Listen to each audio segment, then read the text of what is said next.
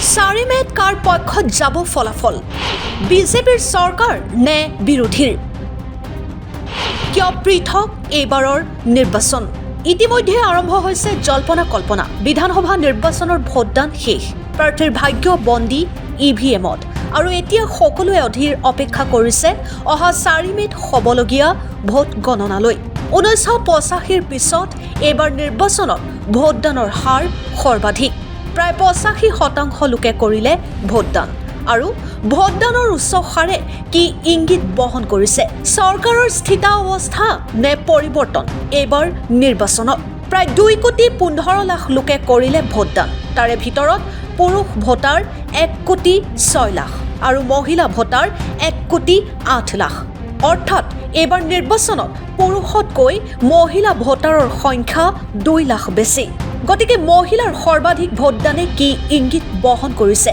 ইফালে ৰাজ্যত আছে প্ৰায় 50 লাখ অৰুণোদয় আৰু মহিলা উদ্যমিতা আঁচনিৰ হিতাধিকাৰী এই সকলৰ ভোট প্ৰত্যক্ষভাৱে লাভ কৰিব নেকি বিজেপিয়ে আনহাতে অৰুণোদয় আঁচনি নোপোৱা মহিলাৰ ভোট গ'ল নেকি কংগ্ৰেছ নেতৃত্বাধীন বিৰোধীৰ পক্ষত সৰ্বত্ৰ আলোচনা কৰিছে পুনৰ এবাৰ অনাশায়ে ৰাজ্যত প্ৰতিষ্ঠা হ'ব বিজেপিৰ চৰকাৰ কিন্তু এই চৰ্চা কিমান দূৰলৈকে সঠিক আন একাংশই কোৱা মতে এইবাৰ নিৰ্বাচনত বহু সংখ্যক নীৰৱ ভোটাৰে লৈছে গুৰুত্বপূৰ্ণ ভূমিকা মুঠতে এই মুহূৰ্তত কোৱা কঠিন কাৰ দখললৈ যাব দিছপুৰৰ মছনদ এতিয়া মাত্ৰ অপেক্ষা অহা 4 মে'লৈ বিষয়বস্তু কি আপোনালোকে গম পাইছেই ইতিমধ্যে নিৰ্বাচনৰ ভোট গ্ৰহণ প্ৰক্ৰিয়া শেষ হ'ল এতিয়া সকলো আগ্ৰহে ৰৈ আছে 4 মে' তাৰিখলৈকে সেইদিনা ভোট গণনা আৰম্ভ হ'ব আৰু তাৰ পাছতেই অসমত এখন নতুন চৰকাৰ প্ৰতিষ্ঠা হ'ব কিন্তু এইবাৰ চৰকাৰ কাৰ হ'ব এইবাৰ কোনবোৰ ইছ্যুৰ সৈতে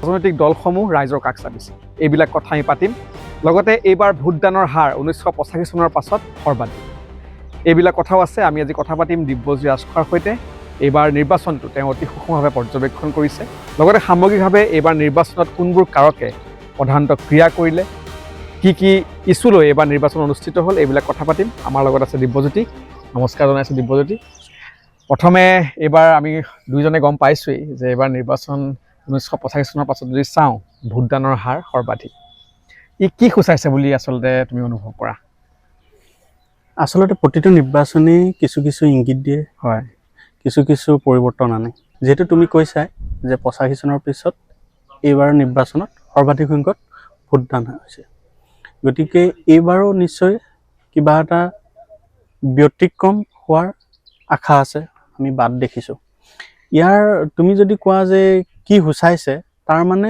নিশ্চয়কৈ ইয়াৰ দুটা কাৰণ হ'ব পাৰে চলি থকা চৰকাৰখনক ভাল পায় কাম কাজক ভাল পায় স্থিতাৱস্থা বাহাল ৰখাৰ স্বাৰ্থত ভোটদানৰ হাৰ বাঢ়িব পাৰে আৰু অন্যথা কিছু ক্ষেত্ৰত পৰিৱৰ্তন বিচাৰিও ভোটদানৰ হাৰ বাঢ়িব পাৰে কাৰণ কেলৈ ইয়াৰ আগৰ যিসমূহ আমি ইতিহাসত যদি চাওঁ তেতিয়াহ'লে প্ৰতিটো ভোটদানৰ হাৰ বৃদ্ধি হোৱা নিৰ্বাচনবিলাকত সদায় পৰিৱৰ্তন আহে সেয়া তুমি 85ৰ কথাই কোৱা বা 96ৰ কথাই কোৱা বা 2016ৰ কথাই কোৱা গতিকে এইবাৰ কি হ'ব সেইটো আমি আজি স্পষ্টকৈ এনেকুৱা এটা ক'ব নোৱাৰোঁ কিন্তু ইয়াৰ হ'ব পৰা সম্ভাৱনীয়তাবিলাক সেইখিনি আমি ক'ব পাৰোঁ যেনেকৈ এইবাৰ যদি তেনেকৈ চাব যাওঁ মানুহে এতিয়া আমাৰ সমাজখন এনেকুৱা এখন হৈ গৈছে যে চৰকাৰে কিবা এটা দিছে আমি লৈছোঁ যেনেকৈ সুলভ মূল্যৰ দোকানত গ্ৰাহকৰ ভিৰ বাঢ়ে ঠিক তেনেকৈ এতিয়া বৰ্তমান চৰকাৰখনত এই বস্তুটো হৈ আছে কি যে হিতাধিকাৰী সংখ্যা দিনক দিনে বাঢ়ি গৈ আছে যদি মানে চাকৰিও কৰে পৰিবাৰে চাকৰি নকৰে এটা পৰ্যায়লৈকে মানে তেওঁকো হিতাধিকাৰী সজোৱা এটা ছিষ্টেম এটা বনাই লোৱা হৈছে গতিকে সেই তাৰ আশাত বা মোহত বন্দী হৈ পিনি এবাৰ ভোটদানৰ হাৰ বঢ়াৰ এটা পূৰ্ণ সম্ভাৱনা বা মানে ভোটদান বৃদ্ধি হোৱাৰ ই এটা কাৰক হ'ব পাৰে আৰু দ্বিতীয় কথা হ'ব পাৰে কি এইবাৰ নতুন চামেও কিন্তু ভোট বৰ সাংঘাতিক ধৰণে ভোট দিছে গতিকে কৰ্মস্থানৰ পৰা বিদেশৰ পৰা বা বাহিৰৰ পৰা আহি ভোট দিছে গতিকে তেওঁলোকে এইটোও হ'ব পাৰে যে চৰকাৰখনৰ কাম কাজত খুব সন্তুষ্ট হ'ব পাৰে অন্যথা যে যিখিনি ৰাজনীতিত চলি থকা কথা বতৰা বা ঘটনাবিলাকক লৈ তেওঁলোক অসন্তুষ্ট হৈও পৰিৱৰ্তনৰ কাৰণেও দিব পাৰে। কাৰণ কেলে ইয়াত আমি চাব পালে দুজন নেতা, দুইজনে যোগ্য দক্ষ নেতা আমি দেখিছোঁ। আমি যদি মুখ্যমন্ত্ৰীক চাওঁ, মুখ্যমন্ত্ৰীক লৈ কোনো প্ৰশ্ন নুঠায়, তেওঁ কিমান দক্ষ। ঠিক তেনেদৰে গৌৰৱ গগৈক লৈ আজি যুৱচামে কিন্তু কিবা এটা দেখে মানে কেনেকৈ দেখে, যেতিয়া সদনত কথা কোৱা বা বাহিৰত যিকোনো এটা ইছ্যুক লৈ তেওঁ কথা কোৱা, তেওঁ অধ্যয়নশীল বা খুব ধুনীয়াকৈ উপস্থাপন কৰা শৈলীটোত মানে বুজা যায় যে তেওঁ কিমান অভিজ্ঞ।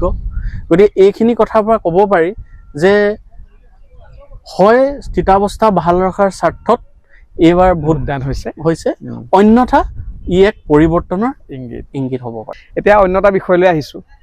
আমি যিহেতু এইবাৰ অসমৰ প্ৰায় 2,15,00,000 লোকে এইবাৰ ভোটদান কৰিলে, আৰু যদি আমি সংখ্যাৰ ফালৰ পৰা চাওঁ 2 লাখ মহিলাই পুৰুষতকৈ এইবাৰ বেছিকৈ ভোটদান কৰিলে। এইটো কিন্তু ভেৰি ইণ্টাৰেষ্টিং দেই কথাটো। গতিকে এই কথাটো মই তোমাক সেইটো ক'ম বুলি ভাবি আছিলোঁ যে এইবাৰ মহিলাৰ সংখ্যা, ভোটদানৰ সংখ্যা সৰ্বাধিক। গতিকে এইখিনি কিছু কিছু ক্ষেত্ৰত আমি চকুত দেখি থকা কিছুমান আছে কাৰক, আৰু তাৰ উপৰিও কিছুমান ধৰক আমি বা জনসাধাৰণে নুবুজা কিছুমান কথাও তাত থাকিব পাৰে। গতিকে এই ক্ষেত্ৰত মই তোমাকহে সুধিব বিচাৰোঁ যে তুমি কি ভাবা এই কথাটোত, মানে কিয় মানে ভোটদানৰ হাৰ মহিলাৰ সৰ্বাধিক হৈছে? তো সংখ্যালঘু এলেকাটো মহিলা আগতে সৰ্বাধিক সংখ্যক ভোট হয়, কিন্তু এইবাৰ আমাৰ সাধাৰণতে উজনি উত্তৰ অসম বা নামনি অসমেই হওক, মানে প্ৰায়বোৰ অঞ্চলতে মহিলাৰ অংশগ্ৰহণটো বেছি আছে। এইটো কি বুলি ভাবা? মানে মই তোমাৰ পৰাহে এইটো কথা জানিব বিচাৰোঁ। মোৰ দুটা আহে। যিহেতু অসমত প্ৰায় 40 লাখ মহিলাই অৰুণোদয় আঁচনি লাভ কৰে, লগতে মহিলা উদ্যমিতা আছেই। অৰুণোদয় আঁচনি লাভ কৰা মহিলাই উদ্যমিতা আঁচনি লাভ কৰিছে, কিন্তু যদি আমি সংখ্যাৰে চাওঁ তেন্তে 10 লাখ ভাবোঁ নতুনকৈ মহিলাই উদ্যমিতা আঁচনি পাইছে, লগতে 40 লাখ অসমৰ মহিলাই অৰুণোদয় আঁচনি পাইছে। অৰ্থাৎ 50 লাখ অসমৰ হিতাধিকাৰী মহিলা আছে বুলি ধৰি ল'লোঁ। আৰু সেইসকল মহিলাই যদি সকলোৱে ভোটদান কৰিছে তেন্তে নিশ্চয়কৈ সেয়া শাসকীয় দল অৰ্থাৎ বিজেপিৰ পক্ষতে ভোটদান কৰিছে বুলি মোৰ মনে কয়। বা যিসকল মহিলাই অৰুণোদয় আঁচনি লাভ কৰা নাই বা উদ্যমিতা নাপালে, তেওঁলোক কিন্তু খঙত আছে যে আমি কিয় নাপালোঁ, আমিতো একোৱেই পোৱা নাই। গতিকে তেওঁলোকৰ ভোট কোন দিশত গৈছে সেইটো চাবলগীয়া হ'ব। বা এনেকুৱা এটাও কথা ক'ব পাৰি যে চৰকাৰে এইবাৰ আমি নেপালোঁ নাই, অহাবাৰলৈ চৰকাৰ আহিলে আমাকোতো মুখ্যমন্ত্ৰী অৰুণোদয় দিম বুলি কৈছে, আমাকোতো মহিলা উদ্যমিতা 25,000 টকালৈকে বৃদ্ধি কৰি দিম বুলি কৈছে। গতিকে আকৌ আহকচোন সেইখন চৰকাৰ, আমি আকৌ ভোট দিম। গতিকে মহিলাৰ ভোটদানৰ হাৰ সৰ্বাধিক হোৱা এটাই ইংগিত মই ভাবোঁ, হয়তো শাসক পক্ষক বহুখিনি ভোট দিছে, অন্যথা যিসকলে উদ্যমিতা আঁচনি বা অৰুণোদয়ৰ পৰা বঞ্চিত হৈছে তেওঁলোকৰ ভোট বিৰোধীৰ ফালেও যাব পাৰে বুলি মই ভাবোঁ। নিশ্চয়কৈ সেইটো হয়। কিন্তু এইবাৰ আৰু আন এটা মোৰ দৃষ্টিত যিটো বস্তু পৰিছে, মই ভোটদানৰ দিনা চাইছোঁ বা যিকোনো হেৰিয়তে চাইছোঁ, বিভিন্ন উৎসৰ পৰা মানে পাইছোঁ খবৰ। মই এই কথাবোৰ সুধিছোঁ যিখিনি ধৰক আমাৰ মাজত চলি থকা বা গোটেই নিৰ্বাচনটোত ঘূৰি থকা, যেনেকৈ আমাৰ সাংবাদিকসকল বা কিন্তু চিনাকি 2-এজনৰ কথা পাতিছোঁ। এইবাৰ ভোট দিনৰ কৈছে এইবাৰ খুব পুৱা বেলাতে ভোটৰ হাৰটো বাঢ়ি গৈছে। তাত কিন্তু পুৰুষ মহিলা বুলি মইতো গম পোৱা বোলে মহিলা এইবাৰ বোলে গা নোধোৱাকৈ আহিহে গা ধুম বুলি ভোট দিছোঁ। কিন্তু কথাটো হ'ল কি, আগবেলাই ভোটৰ সংখ্যাটো বাঢ়ি গ'ল, কিন্তু প্ৰতিটো ভোট কেন্দ্ৰত বোলে মানুহ এইবাৰ যি ভোট কেন্দ্ৰৰ কাষত যিবিলাক তেওঁলোকে কেন্দ্ৰ স্থাপন কৰি লয়, প্ৰতিটো দলে নিজা নিজা কাৰ্যালয় খুলি লয়, কোনো এটা কাৰ্যালয়ত বোলে ভোট দি পিনি যাওঁতেই হওক বা ভোট দি ঘূৰি আৰু কোনেও মানে ভোট দিছে আৰু ওলাই গুচি আহিছে। কিন্তু ইও কিন্তু এটা বৰ বেলেগ এটা দিশৰ মানে উন্মেষণ কৰিছে। কাক ভোট দিছে কোনেও যাতে গম নাই, ক'ব নে চৰকাৰৰ মানে পক্ষত ভোট দিছে বুলিও মানে যাতে কাইলৈ ভোট দিলোঁ বুলি, আমুককে ভোট দিলি বুলি গম পায়, মোৰ আঁচনিৰ পৰা নাম কাটিব বা কিবা এটা বুলি, এই বস্তুটো যে নোলাওক। তো মানে সেই কথাটোহে মোৰ চকুত এটা কিন্তু সাংঘাতিক ধৰণে পৰিছে। এইবিলাক আচলতে সকলো পৰিষ্কাৰ হ'ব 4 মে'ত, আমি গম পাম। কিন্তু আৰু কেইটামান কথা পাতিব খুজিছোঁ যে অসমৰ বহুখিনি জ্বলন্ত সমস্যা আছিলে। বান গৰাখহনীয়া আছেই, নিবনুৱা সমস্যা আছেই, 6 জনগোষ্ঠীৰ জনজাতিকৰণ, অসম চুক্তিৰ 6 নং দফা ৰূপায়ণ, এইবিলাক জ্বলন্ত সমস্যা, মূল সমস্যা। মানুহে ভাবিছিলে যে এইবিলাক নিৰ্বাচনত ইছ্যু হ'ব, কিন্তু দেখা গ'ল যে নিৰ্বাচনত যেন এইবিলাক অলপ ইছ্যু নহ'ল। বেলেগ কিছুমান কাৰকহে নিৰ্বাচনত বেছিকৈ ইছ্যু হোৱা দেখিবলৈ পোৱা গ'ল। যেনে ধৰি লওক কাৰ সম্পত্তি কিমান, কাৰ পত্নীয়ে সেন্দুৰ লয় নলয়, মিঠাতেল ফ্ৰীকৈ দিবনে নিদিয়ে, এনেকুৱা কিছুমান ইছ্যু আহিলে বুলি মানে দেখিবলৈ পাইছো বা শুনিছো, এই সন্দৰ্ভত তুমি কি ক'বা? নাই, এইটো কিন্তু আচৰিত কথা। মানে কি, আমাৰ নিচিনা আজিতো শিক্ষাৰ হাৰ বা শিক্ষিত লোকৰ হাৰ অসমত বৃদ্ধি পালে, ভাল ভাল ক্ষেত্ৰত অসমৰ সন্তান উজলিছে বিভিন্ন স্থানত, কিন্তু তেনে এখন ৰাজ্যত এটা নিৰ্বাচন এনেকুৱা বিষয়বস্তুত শেষ হোৱাটো, এইটো আমাৰ কাৰণে কিন্তু গোটেই অসমৰ কাৰণে দুখৰ কথা, বা এখন ৰাষ্ট্ৰৰ বা এখন সমাজৰ কাৰণে দুখৰ কথা। গৰু গাহৰিতে আমি থাকিলো এইবাৰ কাৰ পত্নীৰ সম্পত্তি কিমান তাতে থাকিলো, পাকিস্তানী লিংক যিটো আইনৰ কথা, দেশৰ ৰাষ্ট্ৰীয় নিৰাপত্তাৰ দোহাই দি গোটেই নিৰ্বাচনটো শেষ কৰি দিলে, যিটোক লৈ কোনো মৌলিক যিকোনো সমস্যাখিনিক লৈ কোনেও প্ৰশ্ন কৰিব নোৱাৰিলে। আৰু কি হ'ল, দ্বিতীয় কথাটো হ'ল, এইবাৰ শিক্ষিত কেলে কৈছো, যিসমূহ চৰকাৰক সেইটো কৃতজ্ঞতা দিব লাগিব, তেওঁলোকে সঁচাকে নিযুক্তি দিছে, ব্যাপক হাৰত নিযুক্তি দিলে। গতিকে সেইসকল কিন্তু মেধা সম্পন্ন ল'ৰা ছোৱালী, সেই ল'ৰা ছোৱালীখিনিক কিন্তু প্ৰশ্ন উঠাবৰ কাৰণে সিহঁতৰ পৰা কেনেকুৱা ধৰণৰ, আৰু তেওঁলোকতো শিক্ষিত, গতিকে জানিব বিচাৰিব লাগিছিলে যে কেনেকুৱা বিৰোধীয়ে হওক শাসকেই হওক, যে আৰু কি পৰিৱৰ্তন কৰিব লাগে বা ৰাজ্যখনৰ কাৰণে সমাজখনৰ কাৰণে কি কৰিব লাগে, এই কথাখিনি আনিবলৈ সুধিবলৈ কোনো এটা আজিৰ দিনত সুবিধা কিন্তু এইবাৰ নিৰ্বাচনত নিদিলে। কিন্তু তাৰ পৰিৱৰ্তে এই আপোনাৰ সম্পত্তি, কোনে কাক চুমা খালে, কোনে কি কৰিলে, টুলুঙা কথাবিলাক কৈ গোটেই নিৰ্বাচনটো শেষ হয়। এইটো কিন্তু অনাগত 5 বছৰত যদি চৰকাৰখন স্থিতাৱস্থা বাহালো থাকে, গতিকে তেওঁলোকৰ একঘেমীয়া কামখিনিয়ে থাকিব আৰু হিতাধিকাৰী বনাব, কিন্তু সমস্যাৰ সমাধান বা নতুন চিন্তা চেতনাৰে বেলেগ আৰু আনৰ চিন্তাত মানে সংযোজনত ইয়াত কিন্তু সহায়ক নহয়। আৰু বিৰোধীও যদি চৰকাৰ হয় কিবা কাৰণত, বা হলেও বা নহলেও, বিৰোধীৰ চৰকাৰ হলেও কিন্তু এই যে কিবা এটা জনতাই এই কামখিনি বিচাৰে, গতিকে এইখিনি কৰিবলৈ আমি চৰকাৰখন দিছে, সেই বস্তুটো কিন্তু স্পষ্টকে কোনেও ক'ব নোৱাৰে আজিৰ দিনত, বা সেইখিনি নাজানিলে মানে। এতিয়া লগতে মই আৰু এটা কথা ইয়াত ইনক্লুড কৰি দিওঁ, যিহেতু মূল সমস্যাবিলাক নিৰ্বাচনৰ ইছ্যু নহ'ল, গৰু গাহৰি বা শিৰ সেন্দুৰ এইবিলাক ইছ্যু হ'ল, এইবিলাক কথাই কাক সহায় কৰিব বুলি তুমি ভাবা?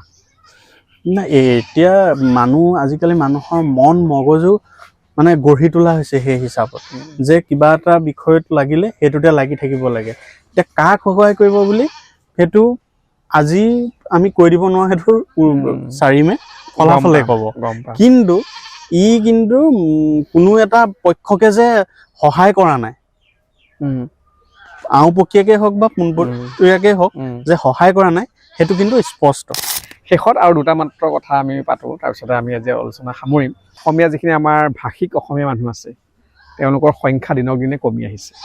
তাৰ পৰিৱৰ্তে আমাৰ ভাষিক সংখ্যালঘুৱে হওক বা আমাৰ ধৰ্মীয় সংখ্যালঘুৱে হওক, তেওঁলোকৰ সংখ্যা দিনক দিনে বাঢ়ি গৈ আছে, বা বহু সমষ্টি ইতিমধ্যে নিৰ্ণায়ক ভূমিকা লৈছে। কোনোবাত যদি হিন্দু বেংগলীসকলে লৈছে, ক'ৰবাত আমাৰ মুছলমানসকলে লৈছে।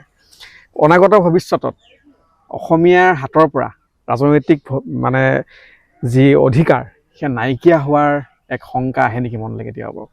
এনেবোৰ দেখি শুনি মানে এইবিলাক বহুত বৃহৎ বিষয়, আমাৰ নিচিনা মগজুৱে খুব সম্ভৱ এইখিনি কথা এজন মানে হেৰি কৰিব নোৱাৰে। তথাপিও মোৰ মনত অহা কথাটো হ'ল কি, এই কামখিনি আমাৰ আগতে বহুকেইখন চৰকাৰ গ'ল, আৰু আমি বলটো ঠেলি থাকিলো, কাৰণ কেলে আমাৰ হাতত কৰিব পৰা একো নাই। যিখিনি প্ৰভাৱ গোষ্ঠী আছে বা দল সংগঠন, তেওঁলোকেও নিৰ্বাচনৰ আগত কিয় এই বিষয়বিলাকক লৈ খুব মানে নীৰৱ হয়, মই বুজি নাপাওঁ মানে কি হেৰি থাকে। কিন্তু এই কথাটো একদম আজিৰ দিশত কিন্তু বহু স্পৰ্শকাতৰ বিষয়, কাৰণ কেলে আমাৰ প্ৰজন্মৰ পিছত প্ৰজন্ম ইয়াত থাকি অসমীয়া হৈ জীয়াই থাকিব লাগিব। গতিকে অসমীয়া হৈ জীয়াই থাকিব পৰা পৰিৱেশটো কিন্তু আজিৰ দিনত কিন্তু খুব কম। মই কিয় কৈছো যে আমি যদি এই ক্ষেত্ৰত বৰাকলৈ চাওঁ, গতিকে বৰাকখন কিন্তু আজি অসমৰ অংগ হৈ মই নাভাবো বহুত কিবা এটা সাংঘাতিক ধৰণৰ লাভ হৈছে। গতিকে বৰাকক মই মোৰ হিচাপত ক'ব গ'লে বৰাকক পৃথক কৰি দিয়ে। আৰু বৰাকৰ তেওঁলোকৰ যি জনগাঁথনি, ই কিন্তু আমাৰ অসমীয়া মানুহক এটা ভাবুকি, সাংঘাতিক ধৰণে। কাৰণ কেলে সেই মানুহখিনিয়েতো আহি মাটি ভেটি কিনি হেৰি কৰিব, গতিকে সেইটো এটা আছে। দ্বিতীয় কথা হ'ল কি, আমাৰ কোনো এখন চৰকাৰে ILP ব্যৱস্থা নকৰাটো কিন্তু মই এইটো মানে মই হেৰি কৰিব পাৰোঁ। ILP যদি ব্যৱস্থা থাকিলেহেঁতেন আজি এই ধৰণৰ কোনো কথা বতৰাবিলাক কোনো কাৰণত নহ'লহেঁতেন বুলি আমি ভাবোঁ। আৰু দ্বিতীয় কথা, যিটো এতিয়া চৰকাৰৰ এই কথাটো মই কিয় চৰকাৰে এনেকৈ কৈছে মানে, যিটো হিন্দু বঙালী কৰি হিন্দুহে থাকিব গতিকে একো নহয়, কিন্তু হিন্দু বঙালীৰ পৰা যে এটা সাংঘাতিক ধৰণৰ হেঁচা এটা আমাৰ উত্তৰ উজনি অসমৰ ফাললৈ যে আহিছে, এইটো কিন্তু লাহে লাহে আহি আছে। গতিকে এই বস্তুটো কিন্তু বুজি উঠাটো কিন্তু খুব মানে গুৰুত্ব আছিলে বা জৰুৰী আছিলে। আৰু তৃতীয় কথাটো হ'ল কি, যিটো ধৰ্মীয় সংখ্যালঘু কথাটো, ধৰ্মীয় সংখ্যালঘুক মানে ৰাজনীতিৰ মানে ভোট বেংক কৰোঁতে সেই পক্ষ আজিকালি বৰ বেলেগ ধৰণে হৈ গ'ল। গতিকে সেই পক্ষটো হেৰি কৰিব হ'লেও এতিয়া মই নাজানো আইনীভাৱে বা বেলেগ কিবা যদি কিবা উপায় আছেও, কিন্তু সেই পক্ষটোক এতিয়া মই নাভাবোঁ সিহঁতক আৰু ক'ৰবাত পঠাই দিব পাৰিব। যিখিনি মই পূৰ্ববংগীয় মুছলমানখিনিৰ কথাই কৈছোঁ, সেইখিনি গঠি কৰিব, কিন্তু সেইসকলক অধিকাৰ দিব নোৱাৰাকৈ, ন্যূনতম অধিকাৰ দি পিনি ৰাজনৈতিক বা আমাৰ বেলেগ অধিকাৰখিনি দিব নোৱাৰাকৈ কিবা যদি নিয়ম কৰিব পাৰি, আইন কৰিব পাৰি, সেই কথাত কিন্তু গুৰুত্ব দিয়াটো খুব ভাল। আৰু এই ক্ষেত্ৰত আমাৰ যিখিনি আমাৰ প্ৰেছাৰ গ্ৰুপ, তেওঁলোকে কিন্তু সবল ভূমিকা লোৱাটো অতি জৰুৰী। এনে ৰাজপথত চিঞৰি দুদিন ক'ৰবাত মিডিয়াত বাইট দি কিন্তু কোনো লাভ নাই। এইটো কিন্তু এতিয়া আমিতো এতিয়া ৰিচেণ্টলি দেখিছোৱে গুৱাহাটীত 3টাকে ঘটনা হৈছে অসমীয়াৰ ওপৰত। এইটো চূড়ান্ত লাজৰ কথা, একদম লাজৰ কথা। আমি অসমীয়া হৈ জীয়াই আছো, কিন্তু আমাৰ ওপৰত আনৰে আঙুলি তুলিব, হাত তুলিব, আমাক দম দিব। কিন্তু সংগঠনটো বহুত নীৰৱেই দেখি, সাংঘাতিক নীৰৱে অকল হকিয়াই থাকে। বাইট দিলেইটো নহয়, কেমেৰা বুম দেখি গ'ল, হকিয়াই থাকিল। গতিকে এইবোৰ কথা জনসাধাৰণে চাই থাকে, কিন্তু জনসাধাৰণক মাতিব নোৱাৰা, কণ্ঠ ৰোধ কৰাটো কিন্তু এটা চক্ৰান্ত এটা চলিলে, সেই চক্ৰান্তটো ৰৈ গ'ল। গতিকে এতিয়া সেইটোৱে স্থিৰ। গতিকে চবেই চাকৰিটো হেৰুওৱা, আঁচনি হিতাধিকাৰী নিজে বঞ্চিত হোৱাৰ ভয়তে মানে মাত নামাতি এনেকুৱা এটা হৈছে। এতিয়া মই এইটো মানে চৰকাৰকহে সমালোচনা কৰিছোঁ, মই কোনো এইটো দল সমালোচনা কৰা নাই। মই এইটো কংগ্ৰেছ, বিজেপি, এজিপি বুলি সমালোচনা কৰা নাই। এইটোক মই চৰকাৰত যি থাকে, মই সেই শাসনত থকা মানুহখিনিক, যেনেকে প্ৰফুল্ল মহন্তৰ পৰা আৰম্ভ কৰি আজিলৈকে সকলো কাম প্ৰফুল্ল মহন্তই পাৰিলে, তেওঁলোকে সেইটো হিচাপতে চৰকাৰলৈ আহিছিল। সৰ্বানন্দ সোণোৱাল জাতীয় নায়ক নকৰিলে। তেওঁ এইটো দৃষ্টান্ত দেখুৱাব পাৰিব লাগিছিল, তৰুণ গগৈ পাৰিব লাগিছিলে। তেওঁ উজনি অসমক নেতৃত্ব দিয়া এগৰাকী আহোম মানে গাত মানে যথেষ্ট জাতীয়তাবাদী তেজ থকা এগৰাকী নেতা আছিল। গতিকে এইখিনিতে পাৰিব লাগিছিলে, কাৰণ ভূপেন বৰাহঁতৰ নিচিনা মানুহেতো কংগ্ৰেছত আছিলে। গতিকে সেইখিনি মানুহে আৰু নকৰিলে। যি নহওক, আলোচনা আজি ইমানতে সামৰিছোঁ। তথাপিও এইখিনি বিষয় অনাগত যিখন নতুন চৰকাৰ আহিব তেওঁলোকে সমাধান কৰিব বুলি আমি আশা ৰাখিলোঁ। কিন্তু এই মুহূৰ্তত চৰকাৰ কাৰ হ'ব, এয়া নিশ্চয়কৈ আমি আলোচনা কৰিও ইতিমধ্যে গম পাইছোঁ বা বহু ঠাইত শুনিবলৈ পাইছোঁ বা দেখিছোঁ যে চৰকাৰ কাৰ আহিব এই মুহূৰ্তত কৈ দিয়াত টান। গতিকে আমি 4 মে' তাৰিখলৈকে আমি ৰ'ব লাগিব, আৰু নতুন যিখন চৰকাৰ আহিব সেই চৰকাৰখনে অসমৰ জ্বলন্ত সমস্যাসমূহ সমাধান কৰিব বুলি আমি আশাৰে বাট চাই ৰ'ম। নমস্কাৰ, আজিলৈ ইমানতে সামৰিলোঁ। ধন্যবাদ।